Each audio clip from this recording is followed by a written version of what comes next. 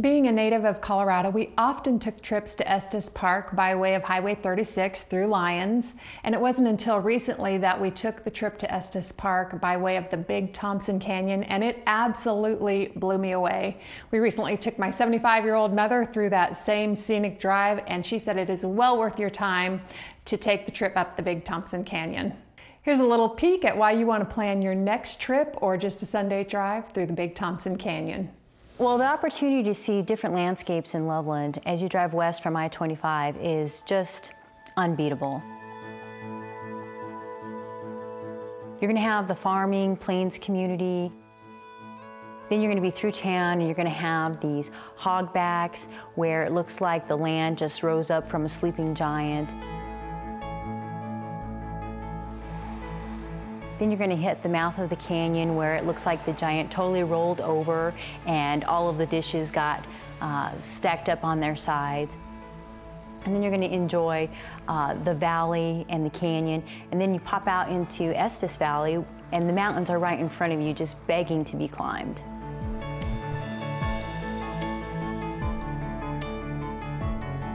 So in addition to the wonderful geography experience you're going to have driving from Loveland to Estes Park, you're also going to experience all the wonderful native wildlife that the Division of Wildlife and Colorado has to offer. The bighorn sheep like to make an appearance climbing down the rocky parts of the canyon. So a lot of tourists like to stop and take pictures there. That's always enjoyable. We're actually installing watchable wildlife signs specific to bighorn sheep viewing, and those are going in along the Big Thompson Canyon, and we'll have a viewing station at Idlewild Dam. Well, up the canyon from Loveland, going westbound on your way to Estes, you can stop at the Wooden Indian and have a view of it, a beautiful piece of artwork that is on private property but is available for viewing. Then, of course, is the dam store, which has the tower and some t-shirts if you need some for friends and family. The cherry cider store as you go up the canyon is always a fun place to take the kids in and have samples of cherry cider. The fly fishing part is huge. You'll see several fly fishermen up and down the river. Then up the canyon, we're going to have watchable wildlife signs that you can visit and view and also look for wildlife. There is the Veaston Smith Park and Round Mountain Park for hiking and picnicking and fishing. One rock formation as you go west up the Big Thompson Canyon, if you stop right around mile marker 71, and you turn around and look back east, you'll see a rock formation called Cherub Rock, and it looks like a couple of cherubs kissing.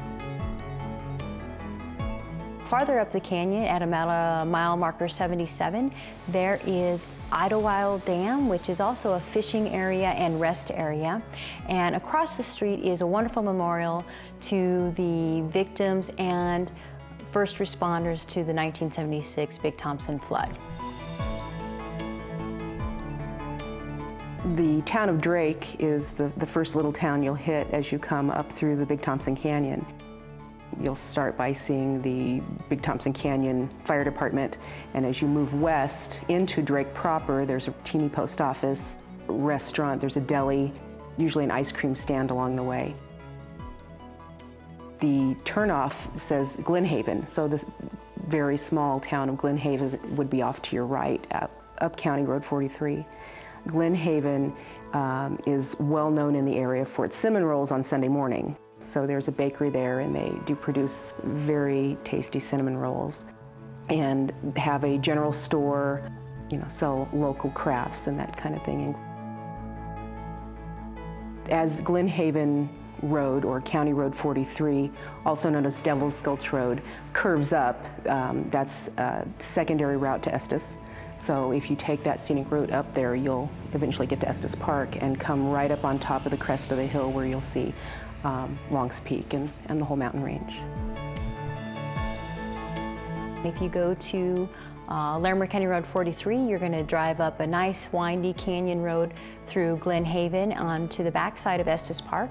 And if you continue on Highway 34, you're going to be able to visit a couple of more small canyon parks and also Sleepy Hollow Park, which is run by Estes Recreation District.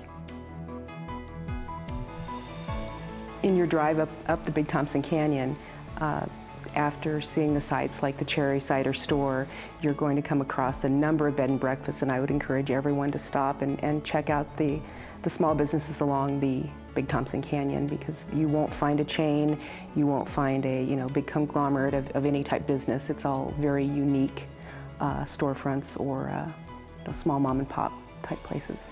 You can access Estes Park via Highway 36 out of Lyons or Highway 34 out of Loveland.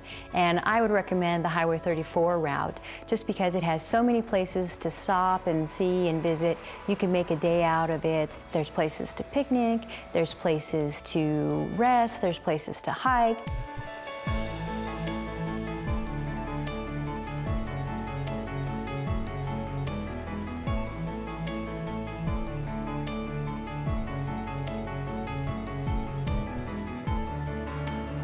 You'll want to meet the people in the Big Thompson Canyon, and if you spend a few minutes here and there, you'll find that it's a lot of history, a lot of local background, and it's great to take your family through and just see the sights.